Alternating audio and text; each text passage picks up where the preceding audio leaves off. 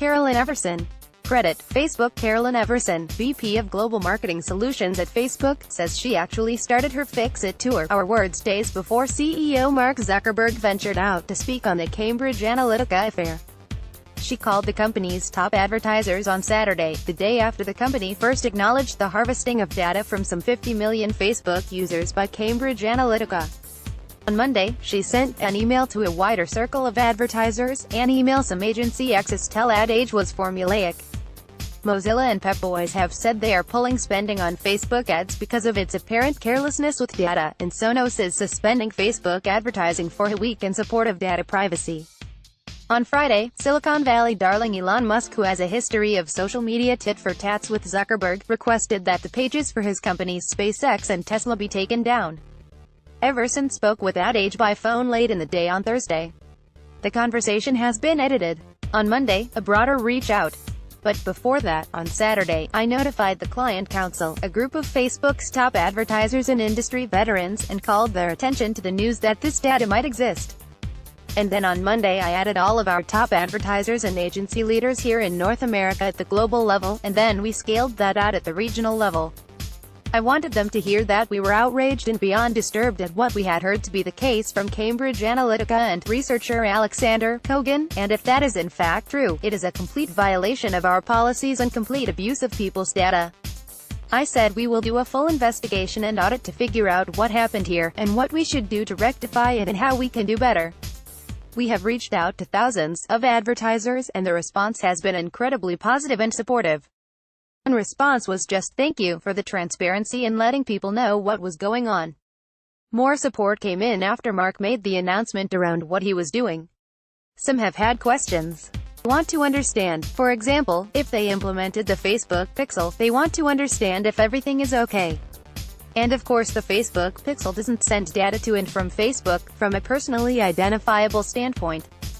Any app that was developed prior to that policy being changed, so prior to 2015, is absolutely going to be considered for an audit.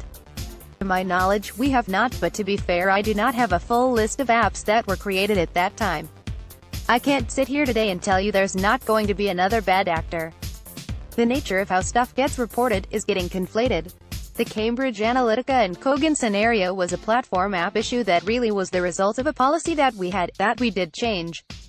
But it doesn't matter, our policy was in effect at the time they had the data. They were supposed to delete the data, and if they didn't delete, it's a violation of our policies and a misuse of people's information. On the other side of the room are questions around what do you do with pixel data? Well, we don't get personally identifiable data. Okay, fine, and people calm down. Or what do you with custom answers? If an advertiser has a custom audience that they use their first-party data to build, that's their custom audience, that doesn't get shared with anyone else, and we have all the proper protections in place. But will we be looking at everything to ensure the integrity of every single thing that we are doing?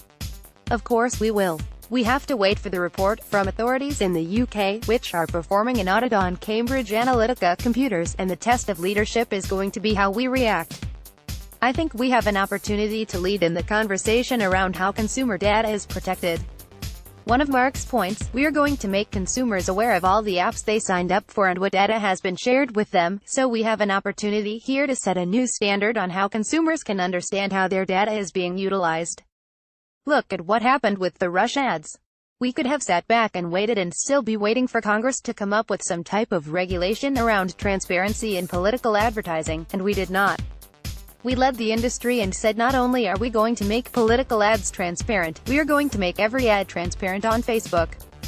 The headline is that we are going to be compliant with GDPR.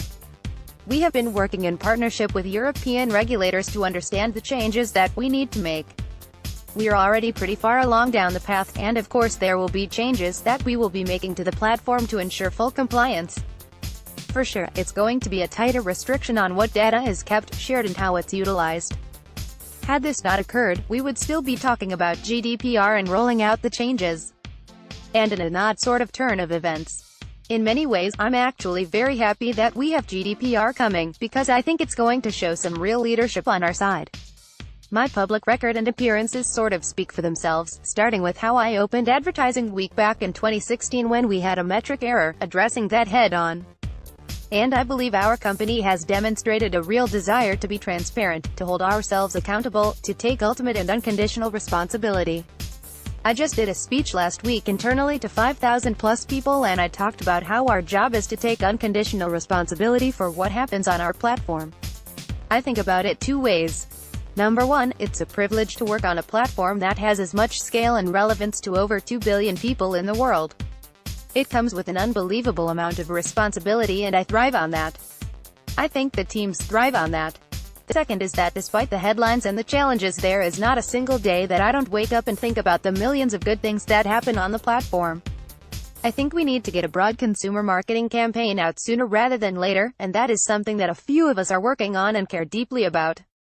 If one person deletes Facebook or deactivates it, we don't like that. We can see the value in the platform, and so do hundreds of millions of people every day.